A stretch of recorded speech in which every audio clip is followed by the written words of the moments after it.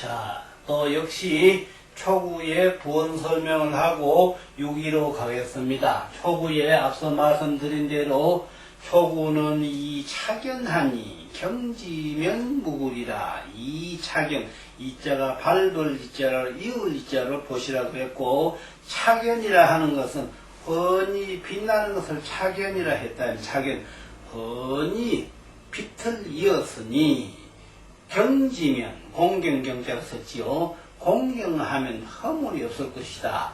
선천에서 양이 하던 일을 후천에서 음이 이어가지고 가는 것이 바로 이 차견 경기다 이 말이에요. 이 차견함을,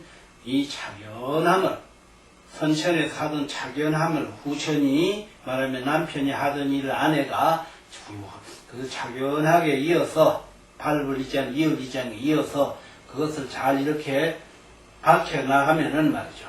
거기에 밝혀나가는데 이제 후천이 돼서 여자의 세대가 되니 가정을 말하자면은 남편이 내조를 잘 해주면 하는 것이 바로 공경경자다면, 공경하면은 허물이 없다 이런 말에서 공자님도 이 초구의 상활 이 착지경이라 하는 것은 차견함이 이어서 공경한다는 것은 피구를 하기 위해서 피할 피 허물구, 허물을 피하는 것이다 이런 말 되었습니다. 자, 6위에 가보겠습니다. 6위는 황리니 원일하니라. 황자, 누를 황자, 걸릴 이자를 썼습니다. 그러니 역시 후천도 걸리는 것은 마찬가지. 뭐냐? 하늘에는 자연 삼라만상인 하늘에는 해와 달이 걸려있고 땅에는 만물이 걸려있는 것이 선천에서만 걸리고 후천에 안 걸리는 게 아니라 선후천 할 것 없이 이 우주가 존재하는 한 생명은 다 그 걸리는 데가 있다 이 말이죠. 이런데 6위는 황리니 원길하니라. 6위는 누를 황자 걸릴 이자. 그러면 누렇게 걸린다기 무슨 소리냐? 누를 황자는 바로 중심을 말한 것입니다. 중심에 걸려있으니 어떤 누렇게 걸렸다. 누를 황자, 황중통이라는 말이 있지 않습니까? 우리 고음교회 문헌전에 가면 군자 황중통이하야 정이 거체하야 미제 기중이 창어사지하며 발어사하느니라 하는 말이 있지 않습니까? 그래서 황자가 있으면은, 누를 황자가 있으면은 가운데 중자를 보시면 된다 이 말입니다. 여기에서 황이라는 것이 바로 가운데에 걸려 있으니, 그렇죠. 초구하고 부산하고 이 가운데에 걸려 있지 않느냐 이 말이에요. 그러면 왜 황자를 썼느냐? 황자. 그러면 이 음은 토다 이 말이에요. 음은 토. 토는 색이 황이요. 황색이죠. 그래서 음을 암시하는 말로 황자를 쓰고, 또 여기에 쓴 것은 가운데라는 의미를 가지고 있고, 가운데에 중심에 딱 걸려 있으니 참 좋지요. 음이 이 음자리에서 아주 중심이 딱 걸려 있는 것이죠. 그래서 이 중심에 걸려 있으니 크게 좋다 이 말을, 이 누를 황자를 바로 중이라 하면 용어가 안 되니까 가운데 중자 걸릴 자 쓰면 용어가 안 된다며. 가운데에 걸려 있으면 안 되고, 그래서 황자를 써야 묘미가 생기고, 그 묘미가 바로 황은 음을 대표하는 것이고, 그리 여자의 일이니까, 후천시대니까. 그래서 여기서 6위는 황인이 원길이라 하는 말은, 누를 황자는 이게 가운데이기 때문에 음이 되고 땅이 되기 때문에 군자 황중통리하여 정이 거체하여 미제 기중이 창어사지하며 발어사하느니라 하는 이 말이 바로 가운데 중자를 의미했거든요. 그렇기 때문에 이 황이라고 하는 가운데에 걸려있으니 크게 좋다. 원기는 크게 좋은 것이니 아주 좋죠. 왜? 음자리에서 중도하고 정도하고 다 했으니까. 아주 갖추고 자질을 다 갖췄습니다. 황중통리에 된 것이다. 네. 그러면 공자님은 여기서 뭐라 그러는 상화, 황중통제하는 그것은 바로 다른 것이 아니다. 득중도해라. 중도를 얻었다. 그렇죠. 황중통제 중도를 얻었기 때문에 황중통제를 했다 이 말입니다. 이해 가시죠? 그런 다음에, 자, 이게가 동했다고 한번 상상해 보세요. 이 원길이라고 하는 것이 바로 어디서 나왔냐면, 황상원길에서 원길이 나왔거든. 황상원길. 어디에 됐냐면, 고원계 6호도에 황상원길 있지 않습니까? 그 원길에서 나왔던. 이러니, 이 유금이 이 음자리에서 중도하고 정도 해가지고, 이래서 이 크게 길은 원길이 되었는데, 이 원길에 가는 거야 중도를 얻어서 그렇다. 중도보다 더 좋은 건 없지 않습니까? 연예인들의 순임금, 묘임금도 중도 정신으로서 만인을 다 썼지 않습니까? 그래서 좋다. 공장인들 역시 말하면 상화, 황리의 그 원길에 간 것은 특중도다. 중도를 얻어서 그렇다. 아주 명료한 말씀을 하셨죠. 자, 그럼 구3에 가보겠습니다. 구3은 일척지인이 불고보이 가면 즉 대질질수라 흉하니라. 구3은 일척지인이 일척지인이 불고보이 가면 즉 대질질수라 흉하니라. 무슨 말이냐면은요, 일척지 날일 기울처 해가 기운니 일척지인이 해가 기운이 일척지인이 불고보이 가면 불 여기서 불고라 하는 말은 불고는 북칠고자 북과 장구를 치지리 않고 노래를 부른다면 그렇죠. 북을 치고 장구를 치고 노래 부르는 것은 흥이 독해서 부르지만 흔히들 우리가 할아버지 할머니들 연세 많으신 분들이 하나의 우리가 이런 말 하죠. 노령타령을 하신다. 이러면 노령타령, 나에게 잡수시면 혼자대로 평소에 당신께서 어릴 때부터 지금까지 살아오신 그 과정을 마음속에 되새기면서 이렇게 그 얼른 노래, 이걸 노령타령이라고 하죠. 노령타령을 하시면 때로는 눈물도 짓고, 때로는 한숨도 지으시고, 때로는 참 헛웃음도 웃으시고, 이렇게 하는 것이 바로 노령타령이라. 그래서 이 구3에서 바로 일척지인이 불고부이 가면 하는 것이 바로 노령타령을 아니하면 이 말입니다. 그럼 왜 노령타령을 하느냐?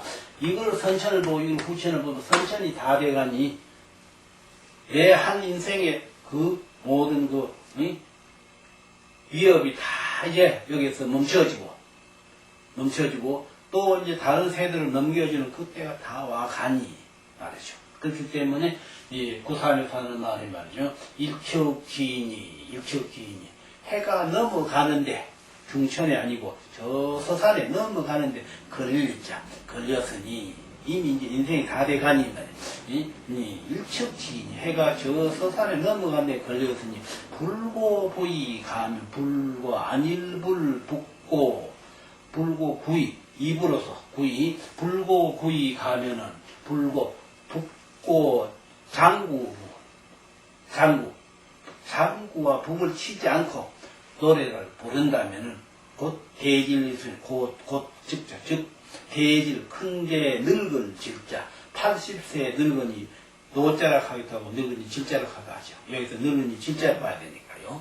그래서 80세 늙은이 질이니 즉 흉하니라. 이러니 80세 늙은이의 노래 소리가 됐으니 바로 노령타령이니까 얼마나 그것이 서러우냐. 그러니 선천이 다 여기 후천을 가는 것이죠. 그런 것이다. 다시 말씀드려서 구3은 일척지인이 불고부이가 하면 즉 대질질수라 크게 늙어서 그 슬픔이다. 슬플 찾자. 되게 대질질 차라 하기도 하고 수라 하기도 하고 대질질 차라 대질질 수라 슬플차 슬플수 그래 합니다. 그런데 크게 늙어서 슬프니라 흉하니라 흉하다 하는 허무하다는 것이죠. 허무하다. 참 이제는 어쩔 수 없구나. 허무하다. 그렇죠. 허무하다.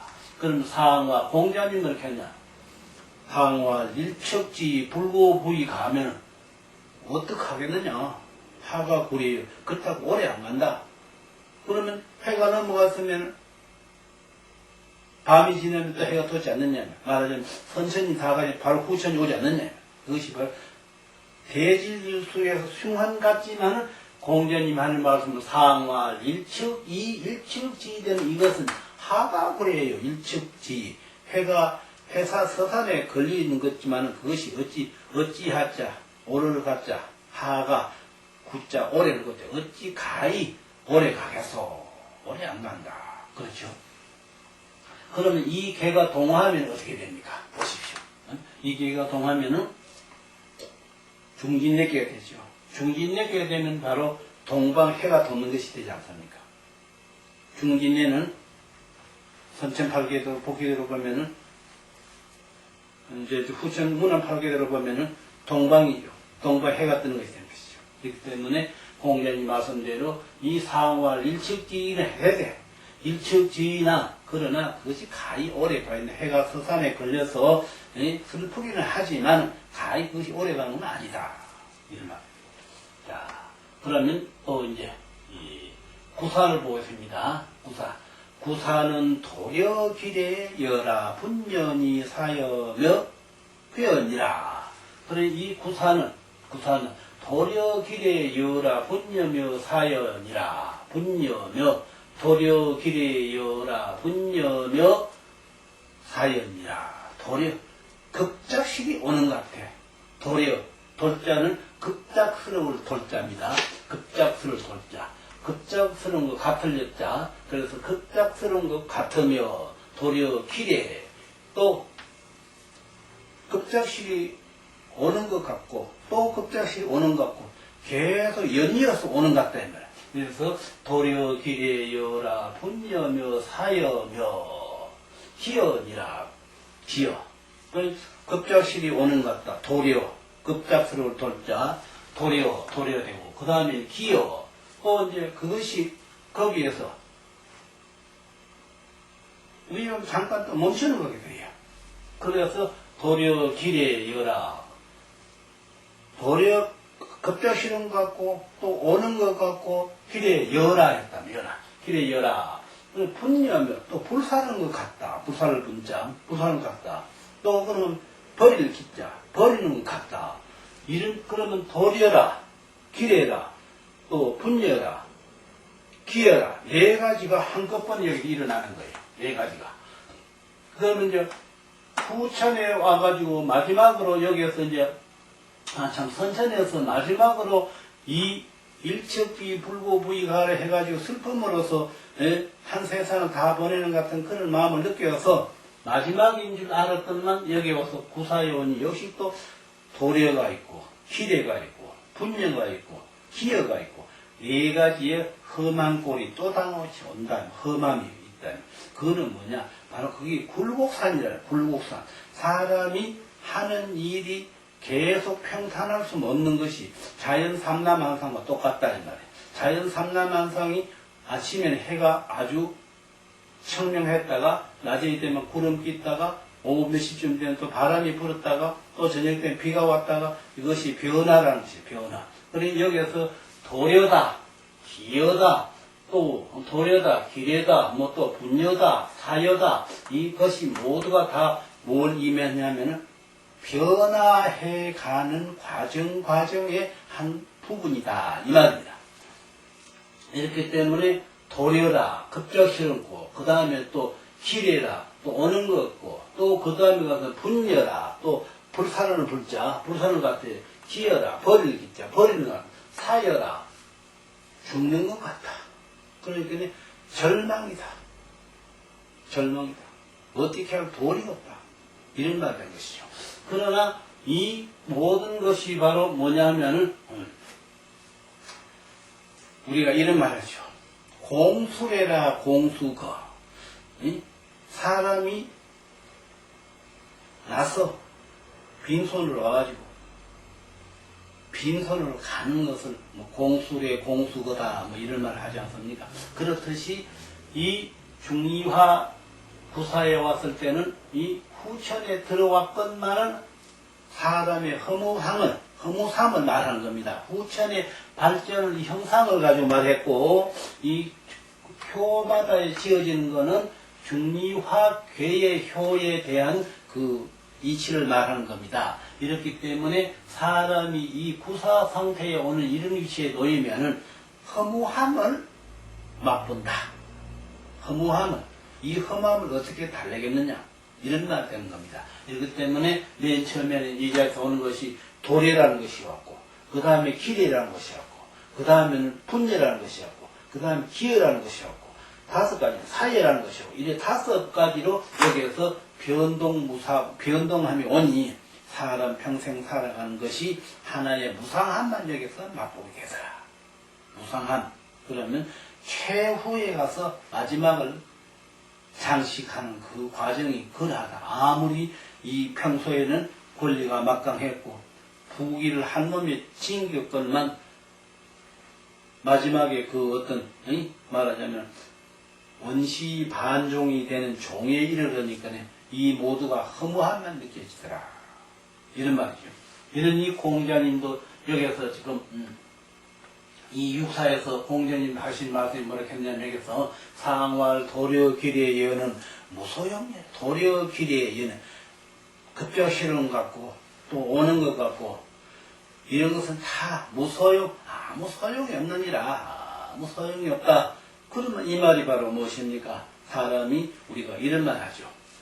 성의진작에서 성의진작, 내 뜻과 내 정성과 이것으로서 평생 살아야 된다. 성의진작. 그러면 저는 허무함을 안 느끼는 것이죠. 당연함으로 생각하죠. 그러면 이런 성의진작을 못한 사람은 어떻습니까? 그것이 전부 계속 자기 건 줄로 하죠. 70, 80배 아픈 사람이 예를 들어서 물질적인 것이 가득 있다고 칩시다. 응? 당장 그분은 거기에 대한 허무함을 모르는 거예요. 응? 이거 내가 나이가 이만큼 먹었으니 앞으로 얼마까지 저것을 내가 하나 희롱을 할 것이다. 이러한 마음에 사로잡혀 있지. 응? 참 내가 이 나이가 먹었으니 저기 무슨 상관이냐, 저기 내한테 무슨 소용이 있으랴, 이런 허무함을 느끼게 되는 거예요. 그게 욕심이 없으시면은 그러니 도래라든지 기례라든지 급작시를 돌자, 도리어 같을 여자, 기례 그 기자 올레자, 또 그 다음에 이제 도리어 기례, 또 분녀 불사를 분자 같을 여자, 그 다음에 또 기여 버릴 기자 같을 여자, 버리는 같은, 그 다음에 사여 죽을 사자 같을 여자, 이 전부 한 욕심이거든요. 전부 이 다섯 가지 욕심으로서 평생을 온 사람은 그런 걸 느낀다. 도려도 느끼고, 기례도 느끼고, 또 분여도 느끼고, 또 사려도 느끼고, 기여도 느끼고, 이 다섯 가지 다 느낀다 이 말이에요. 욕심 없이 사는 앞서 말한 진작. 이 모든 것을 내가 뜻으로서, 모든 것을 내 정성으로서 이러한 마음속에 있는 사람이 천신밖에 아니니까 그런 허무맹랑한 걸 안 느끼는 것이죠. 이것이 바로 뭘 임하는 소리냐? 자연으로서 살아가는 그러한 섭리를 배워야 된다는 것을 의미하는 말이다. 이 말이에요. 예를 들어서 여기서는 도려 기례 여라 분연이 사예며 기연이라 하는 말로 쓰였는데 공자님도 여기서 하는 말 상활 도려 기례 여라 하는 것은 무소용이다. 갈 바가 없다. 아무 소용이 없다. 그렇죠. 빈손으로 가는데 무슨 소용이 있느냐. 자, 그 다음에 유고에 가보겠습니다. 유고는 출제 타약하며 척수약하면 길하리라. 유고는 출제 타약하며 척수약하면 길하리라. 여기서 유고에서 유고는 출제 타약, 제자는 눈물 날 제자를 하기도 하고 콧물 날 제자를 하기도 하고 이래 색입니다. 여기에서는 눈물 날 제자로 보겠습니다. 그러면 요거는 출제 타약하며 슬플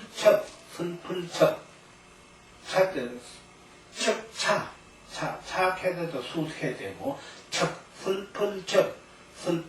슬프고 슬프니 그래도 출제 타약하니 이 타약이라 하는 것은 사실은 뭐냐면 내 마음 비우는 걸 타약이라고 그랬어요. 타약을 마음 비운다 이런 말을 했습니다. 자, 잠깐 좀 쉬어서 진행하겠습니다. 역시 계속 이어서 지금 그 구사를 설명을 하다가 잠깐 쉬었습니다. 그래서 구사에서는 뭐라 했냐면 구사에서는 도려 기례여라 분여며 사여며 기연이라 하는 말을 해서 도려 갑작스레 오는 것 같고 또 갑작스레 가는 것 같고 또 갑작스레 버리는 것 같고 갑작스레 또 죽는 것 같고 이러한 그 변화를 마음속에 하루에도 몇 번씩 일으키는 그러한 마음에 이르렀다 이 말이에요. 그것이 바로 뭐냐 허무함을 의미하는 뜻인데 이 허무함이 일어나는 것이 바로 이 4개의 선천에서 이 후천계에 이르러서도 이 후천계에 이르렀건만 이 구사에 와가지고 변화무상함을 겪는 것이 바로 사람의 욕심에서 일어나는 것이다 이 말이에요. 사람의 욕심이 일어나는 것은 사람이 평소에 어떤 진작 정신이 말하자면은 도덕이 충만하고 뜻과 정성을 다하지 않는 그런 인품으로서 나이가 많으셨는데 많은 어떤 중산이 있다, 재물이 많이 있다, 이렇게 돼서 그것을 비유해서 욕심을 끝까지 비우지 못할 때에 도려도 있고 급작스레 오는 것자, 돌자는 급작스러울 돌자, 같은 젖자, 또 그 다음에 이제 기려, 그 기자 올렸자, 오는 것 같고 급작스레 오는 것 같고 다 변화되는 겁니다. 말하자면 그 다음에 이제 급작스레 버리는 것 같고 그 다음에 이제 죽는 것 같고 이러한 수시로 변화가 일어나는 그 자체가 바로 도려, 기려, 분여 이런 것이다. 이러한 것을 느낄 때 사람이 마음속에 허무함을 감출래야 감출 수 없는 그 지경까지 왔다 이런 말이 된 것이죠. 이렇기 때문에 이 구사에서는 변화무상함을 느끼는 것 도리 없다. 공자님도 여기서 하신 말씀이 상황을 도려길에 여라 하는 것은 무소용례라. 무소 없음무 바소 설령 그 설바가 아무 소용도 없는 일이다. 그렇죠? 아무 소용이 없는 것이다. 어떻게 하겠느냐? 이미 자연 섭리에 따라서 그대로 한 세상 다 지내간 그 입장에 있으니 어떻게 할 것이냐 이 말이에요. 그래 해로 말하자면 이미 저 서산에 기울여 가는 그런 이치다 이 말이고. 자 6호에 가서는 뭘 했냐면 6호는 출제 타약하며 척수약 척차약이면 길하리라. 6호는 출제 타약 출제 나올 줄 눈물제 타자는 흐를 타자입니다. 줄줄 흘다 눈물이 줄줄 흐르는 것 같다. 눈물이 줄줄 흐르는 것 같으니 뭡니까? 이게 바로 이제 어떤 한 욕심을 지기고 그 욕심 상태를 뒤늦게나마 반성하는 것. 이 말을 정자님이 자주 잘 표시한 그 말씀이 우리 논어에 가면 있습니다. 그 말인즉 조지장사의 그 명야예하고 쇠조자 새가 장차 죽을 때에 그 소리가 슬프랬자 조지장사의 그 명야예하고 인지장사의 그 언야 선이라 이런 말이 있습니다. 사람이 장차 죽을 때에 대해서 그 말을 죽을 때 돼가지고 이제 선할 말을 한다 이 말이에요. 평소에는 아랑곳 안 하던 그런 사람이 죽을 때 뒤늦게 가서 이제 후회를 한다. 그래 여기서 지금 유고에서 하는 말이 뭐냐면 유고는 출제타약하고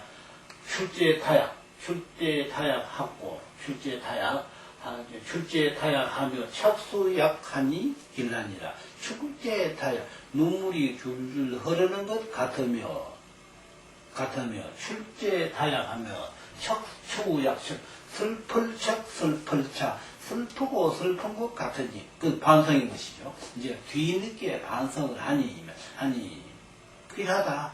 그 뒤늦게라도 그 평소에 젊어서부터 평생을 해온 어떤 그 자기의 잘못을 뒤늦게나마 깊이 뉘우치는 그런 마음가짐을 가져 있으니 그건 참 훌륭한 일이다 이 말이죠. 그러면 앞서서 여기서 우리가 구사에서 뭘 했냐면 도려라는 말을 했고 기례라는 말을 했고 그 다음에 분예라는 말을 했고, 그 다음에 기여라는 말을 했고, 그 다음에 사여라는 말을 했고, 5가지 변화가 일어나는 말을 여기서 했는데, 이 괴가, 현 이 상태에서 이 괴가 동했다고 칩시다. 동했다고 치면은 외괴가 중상간인데, 혹괴를 띄보자, 왜 혹괴로? 2, 3, 4. 그러면 3, 4, 5가 되죠. 역시 뭐가 나오냐면은 이 개가 동의했으니까 네 혹개가 중진례라는 개가 나옵니다. 중진례. 그러면 중진례라는 것은 무엇을 이면요? 변화무상을 이면 변화무상. 날씨가 급작이 이렇게 청명하다가도 언제 그랬나듯이 구름이 있고 천동을 일으키는 것이 변화무상이라고 하죠. 이렇기 때문에 변화무상에서 일어나는 용어가 바로 도려다, 기례다, 분여다, 또 기여다, 사여다, 이런 5가지 용어로서 그 변화무상의 근원이 된다, 이런 말 되겠습니다. 자, 그 다음에 이제 유고에 가서 말씀드렸듯이 유고는 출제 타약하면 척차약하면 길하리라. 출제 타약, 눈물이 줄줄 흐르는 것 같으며 또 슬픈 것 같으니 길하다. 뒤늦게나마 깊이 반성하는 그런 마음 자세를 가진 참 좋은 일이다, 이런 말이 되는 것이죠. 그럼 이제 여기서 이제 이 유고가 동하면 구호가 되는 것이죠. 구호가 되면 군자가 되는 것이죠. 군자면 당연히 그 무슨 마음을 가져야 되느냐 하면은 반성심을 가지는 마음이 있어요. 항시. 그러니까 그 증자님께서도 항시 하루에도 3번씩 당신의 몸을 반성해보는 그런 군자 정신을 가지고 있었듯이 이 구호가, 유고가 동하면 구호가 되니까 바로 출제 타약하며 척차약하는 그런 반성하는 마음이 일어난다는 그런 뜻이 이 유고가 동해서 구호가 되었을 때, 군자가 되었을 때 그런 마음이 일어난다라고 설말했다, 이 말입니다. 그렇기 때문에 이 공자님도 하는 말씀은 상활 유고의 이 길하다 하는 것은 다른 것이 아니다. 여기서 유고의 그런 이왕공예라, 왕공, 왕과 공이 다 말하자면 이 자리가 군자의 자리이기 때문에 그렇다면 걸릴지 이왕공, 걸릴일, 임금왕, 임금공, 군자의 자리에 걸려있기 때문에 이 유고가 그럴 마음이 생겼다. 군자니까 반성심이 생겼다, 이 말입니다. 그 다음에 이 상구에 가보겠습니다.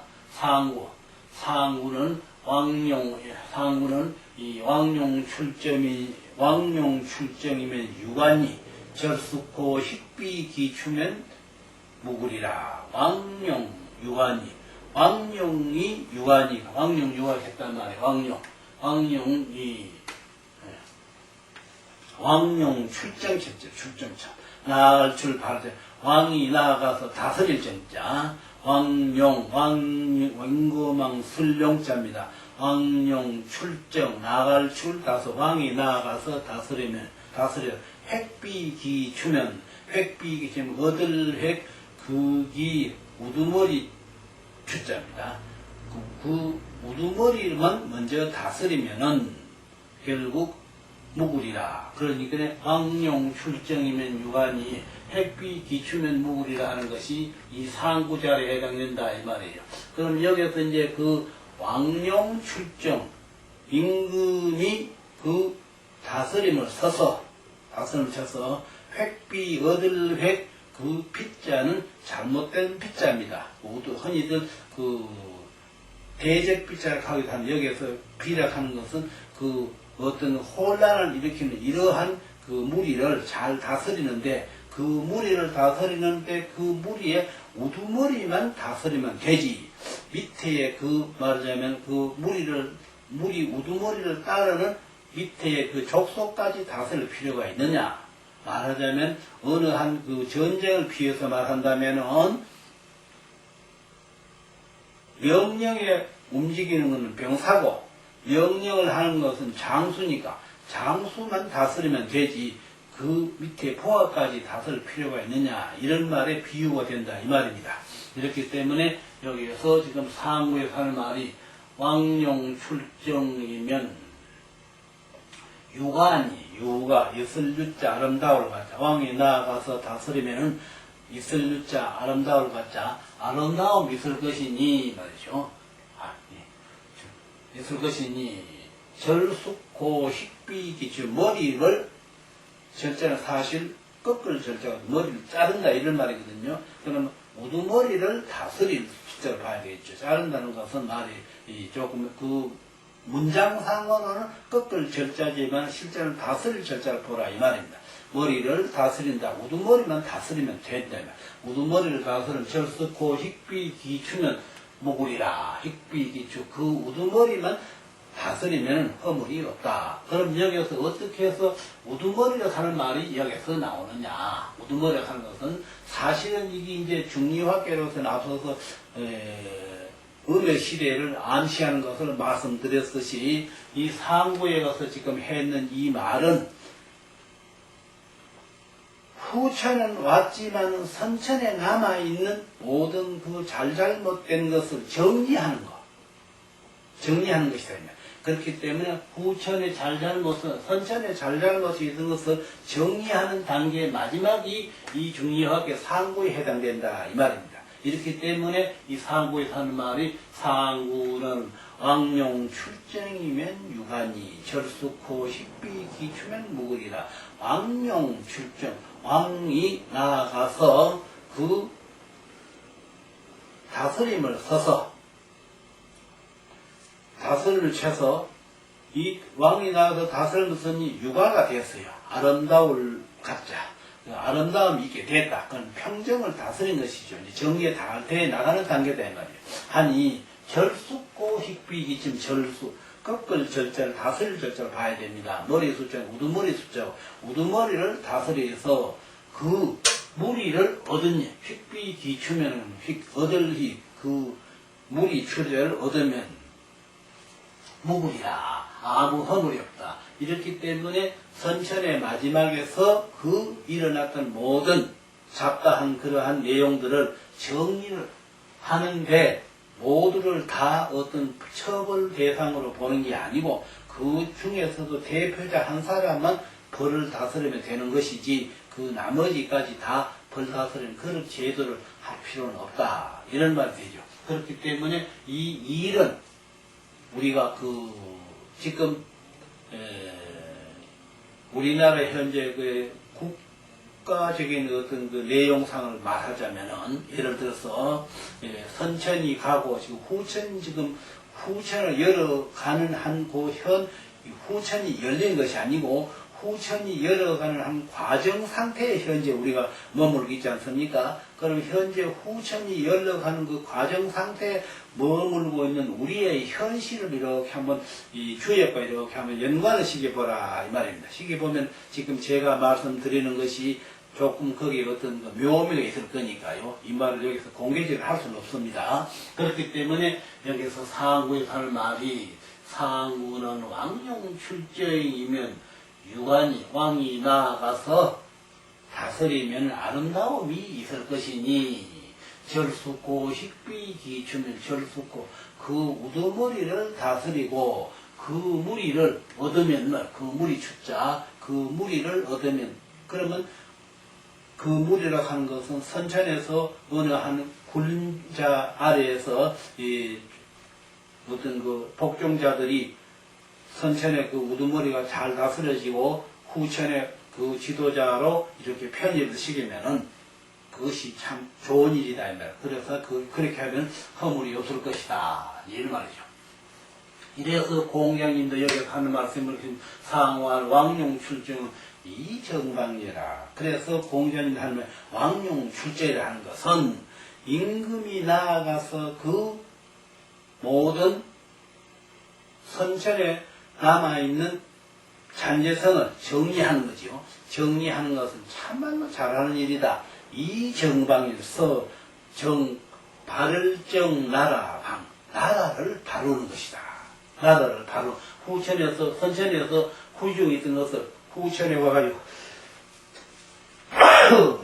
후천에 와서 이것을 다루는 한 묘미가 있는 것이다. 다시 한번 말씀드렸어요. 상구는 왕용 출정이면 유한이야. 상구는 왕용, 임금왕 설용, 나아갈 출 다스릴 정.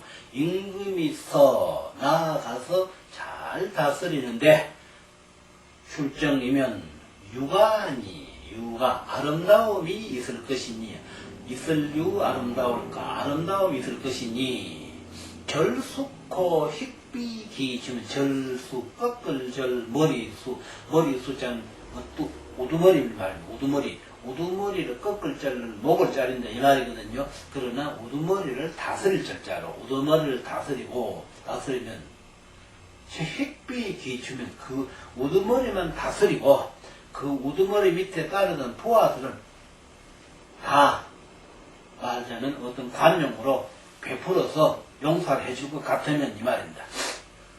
그래서 절수고 휘비 기침 그 무리를 잘 이렇게 다스려서 얻으면은 무굴이라 나라가 선천에서 후유증이 다 평정되고 후천에 새로움이 일어난다 이 말이죠. 그렇게 하는 그 말이 공자님이 마지막 해설 정답을 하면 상활 왕용 출제를 하는 것은 이 임금이 직접 나아가서 후천에 선천에서 남아있는 그 무리들의 잘못된 것을 정의하는 것은 다른 것이 아니다. 정방을 위해서 정방 발정 나라를 바르게 하기 위해서 하는 일이다.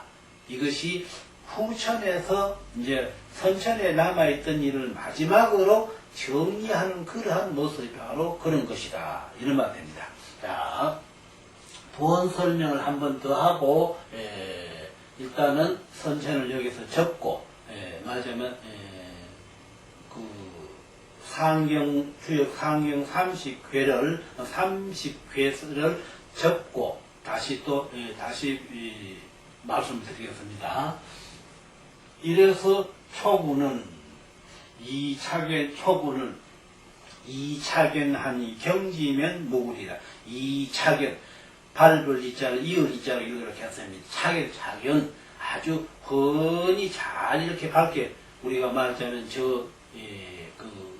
동력에서 해가 이렇게 우리가 하는 그 부상이라고 그러죠. 부상 해가 이렇게 부르게 떠오르는 것을 부상하듯이 차견하는 것을 밟아 나가면 누가 이 후천의 의미 말이에요. 그걸 밟아 나가면 경지면 가는 것은 그걸 도와주는 것이죠. 공경경자는 의미하는 일에 양이 도와주는 것이다. 그래서 잘 도와주면은 공경하면 도와주면은 이 도와주기 하면은 아무런 하자가 없다. 말하자면 어떤 가정을 비교하면 화목할 수 있다. 이런 말 되는 것이죠. 그래서 공장님도 이 초구에 하는 걸 상호할 이 착지경이라 하는 것은 바로 그 차견함을 이렇게 밟아 나가는데 그것을 공경하라 하는 것은 다른 것이 아니다. 그 후유증을 없애기 위해서 말하자면 가정의 화목을 안 깨뜨리기 위해서 이것이 바로 이 피구라는 것이다. 피구. PRP 허물하는 가정의 후유증은 없애기 위해서 그렇게 하는 것이다. 그러니까 지금까지는 남자의 방식대로 해왔지만은 지금부터는 후천은 여자의 방식이 있으니 그 방식을 여자께서 하는 일을 남자가 이렇게 잘 존경해서 도와줘야 되는 그런 의미를 부여하는 말이다. 이 말입니다. 유기는 황리니 원길이니라. 유기는 황리라 하는 앞서 말씀드린 황은 중이거든요. 중에 걸릴 자, 중에 걸려 있으니 그 중심에 걸린 거 아니겠어요? 중에 걸린 것이 크게 좋다. 하자도 없다. 그런 말이죠. 그 상황을 이 황리 원기라 하는 건 바로 득중도에라. 중도를 얻어서 그렇다. 중도보다 더 좋은 건 없지 않습니까? 근데 요임금 손님도 중도 정치를 했으니까요. 득중에 중도를 얻어서 그런 것이다. 이런 말이고. 구사함은 일척지인이 불고부익하면 즉 대질질수라 흉하니라.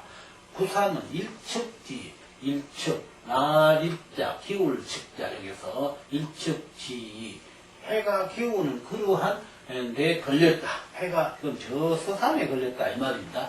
해가 저 서산에 걸린 것이니 일척지인이 불고부익하면 불고 안일불 북고 또 장구와 북을 둥둥 치지 않고 노래를 부르는 즉 슬픔이라. 그 슬픔이 바로 뭐냐 하면 앞서 말씀드렸듯이 할아버지 할머니들의 그 노령에 부르는 노래, 그것이 바로 이 일척지 불고부의 가다면, 그러니까 노령타령이죠. 노령타령. 그것이 바로 일척지 불고부의 가다. 여기서 그래 해가 저 서산에 걸리는 것 같은 것이 내 한 인생이 말하자면 일생 다 살고 이제 80, 90, 70 여기 노후에 접어든 그 신세 타령하는 것, 노령 타령이라고 하죠. 그런 것이다.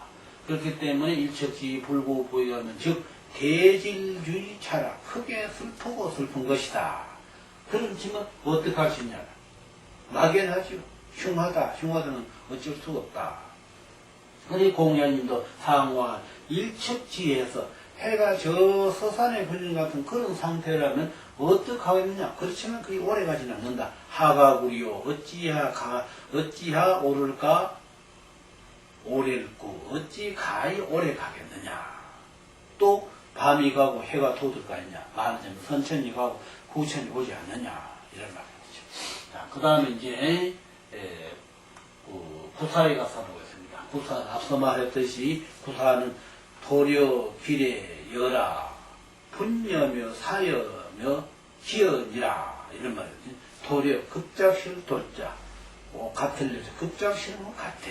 그 다음에 올랬다 같을 여자 내여라 급작실이 오는 것 같고 급작실이 가는 것 같고 또 기여라 버리는 기자 같을 여자 버리는 것 같으니라 분여라 불사를 분자 같을 여자 불사는 것 같으니라 사연이라 죽을 사자 같을 여자 죽은 것 같으니라 완전히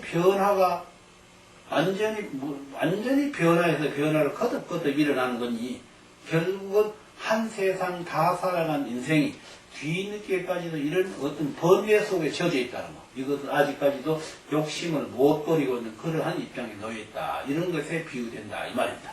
자, 그래서 공자님도 여기서 지금 이 구사에서 하는 말이 뭐냐면 상말 도려길에 여라한 이것은 무소용계다. 아무리 해봐도 그거는 용납할 바가 없다. 어떻게 변칙이 없다.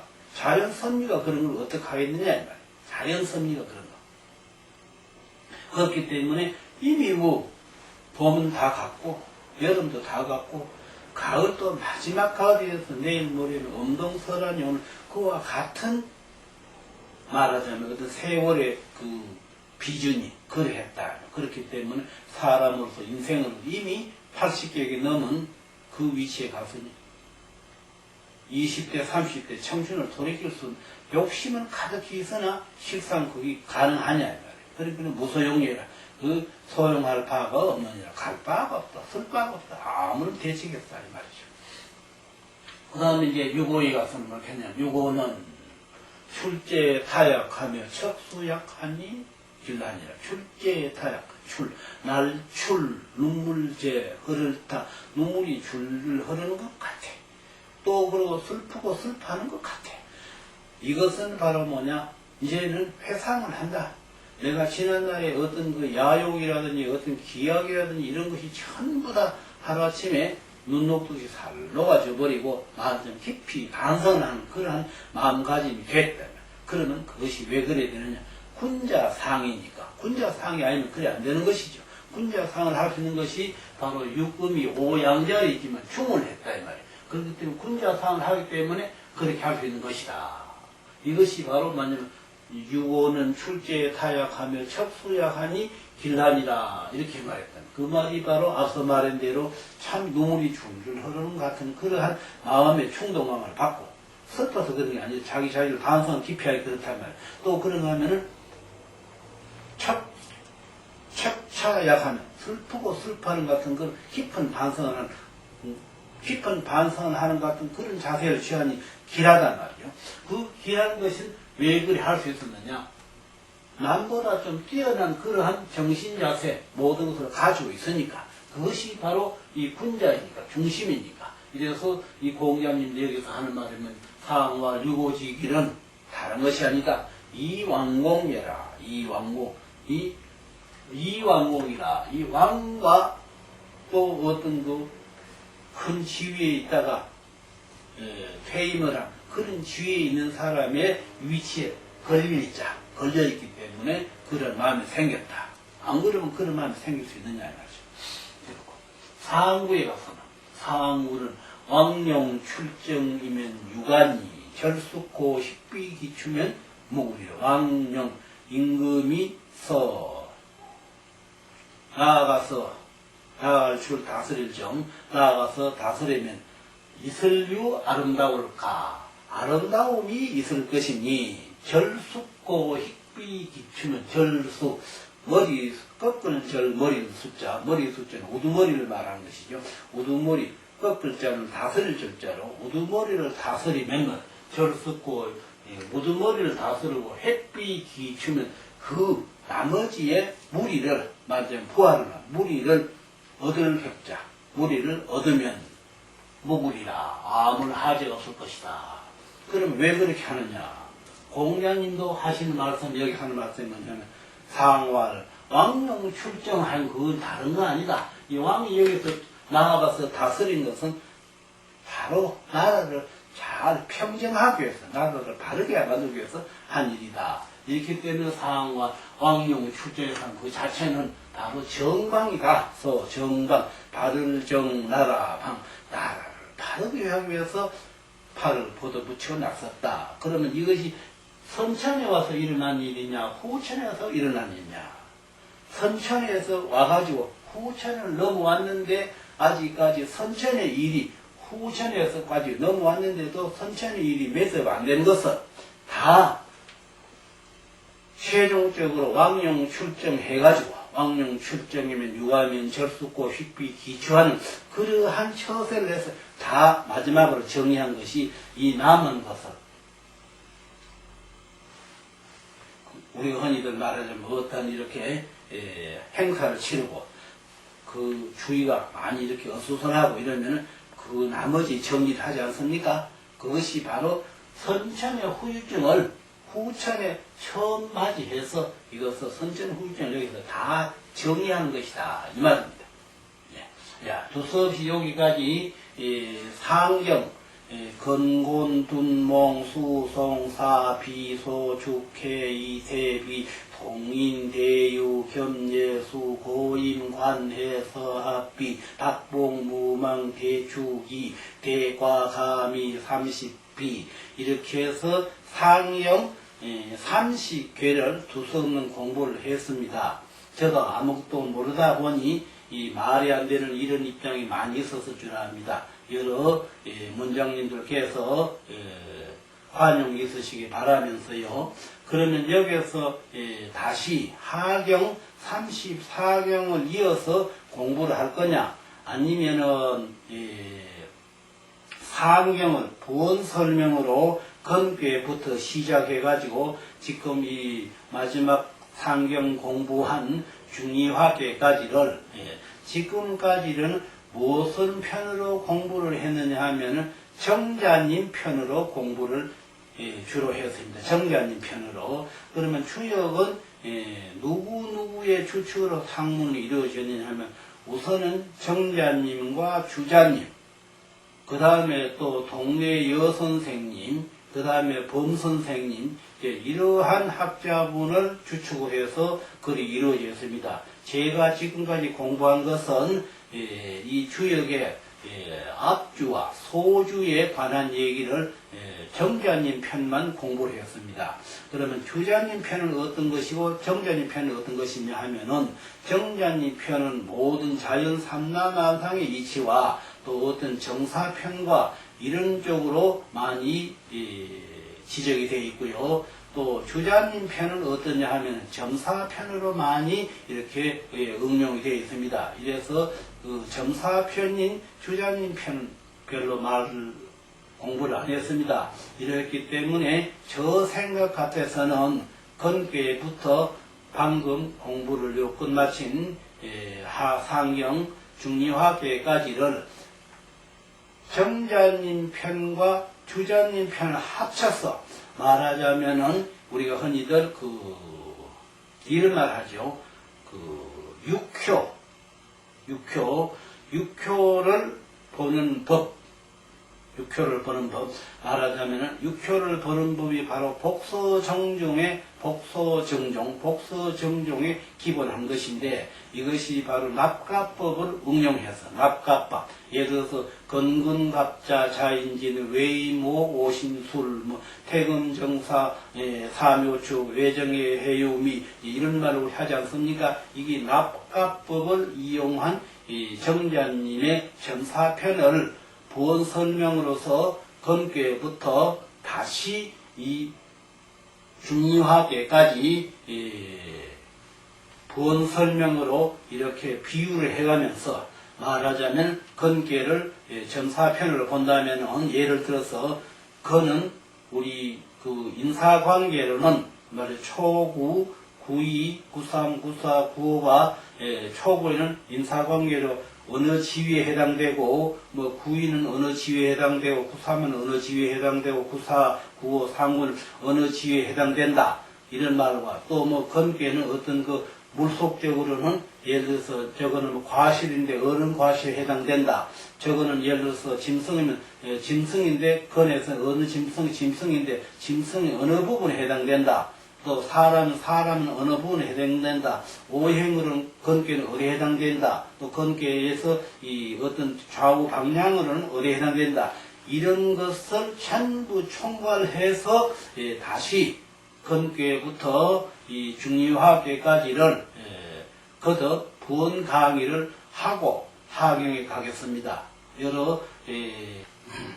그러니까 전국의 저희 동영상 강의를 시청하시는 문장 여러분 그 점 이해해 주시기 바라면서 여기에서 일단 상경은 접고 다시 건괴, 본괴, 수해둔괴 이렇게 점사와 또 모든 그 어떤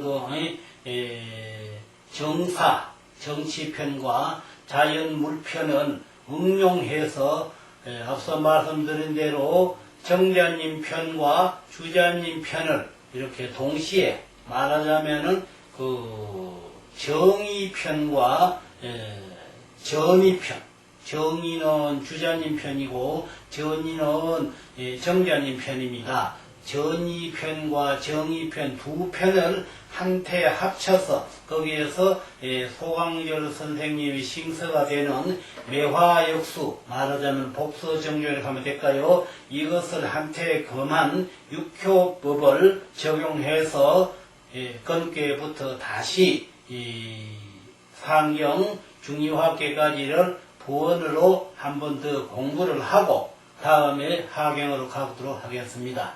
이 점 양해해 주시기 바랍니다. 여러분 감사합니다.